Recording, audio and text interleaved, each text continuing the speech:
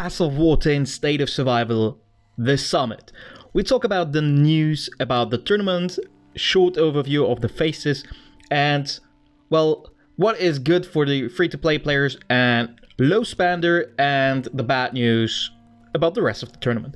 So at registration, let's make it easy. Registration means that you can sign up at minimum 5 people. You need 5 people, otherwise you can't play it or can't register yourself totally, because you will be kicked if you have not at minimum 5.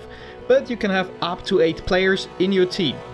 On top of it, in the off season, if you are between 5 and 7, you can get someone who got kicked out in qualifiers, but we will come there. So you have 1 week full of time to register your team, to find your team, and I will note down in the comment below, it will be pinned, all the battle zones, because also an important information that some states will be affected by hero generation skipping. And this is a really bad news, because some in the 500, 600 states will jump from generation 12 up to generation 15. They shall be matched in the world events against each other, but at the Pass of Water, the summit, you will be ducked up that way. So we have the registration done. So then we have qualifier. Qualifier is 4 rounds, each last 3 days, where you can have with your team, I guess, 30 matches in 3 days. On PTR it was 100, but I can't imagine that they think that it's a good idea to have 100 matches in 3 days.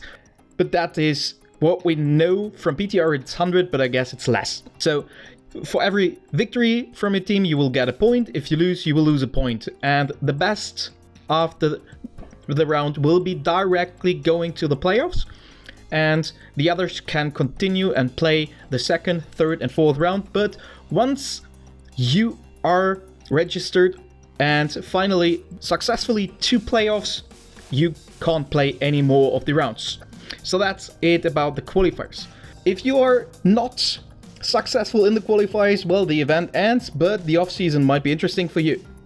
What happens in the off-season is pretty easy. Those teams with only 5 to 7 members can register new players. Those who might get kicked off in the qualifiers can join another team. And, important information, it is cross-state. On top of it, in the off-season, that is the good news for free-to-play player and low spender. There is the bump and bounce. It is Team Up version 1.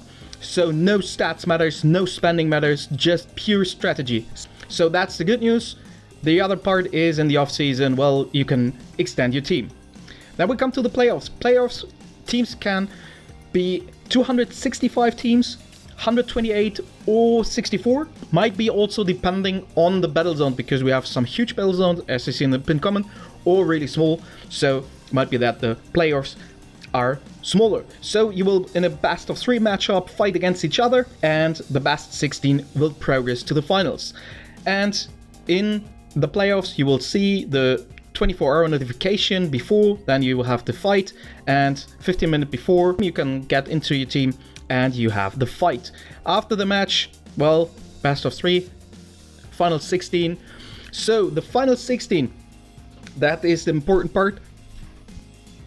So the final is, you will be knocked out after each other, and, well, the big surprise is the 5 biggest spender will win this event. That's it about Pass of Water the summit. So the one I really cheer on is the off-season part, where we got the bump and bounce event, because that is really how the tournament should be. So this is what I really cheer for.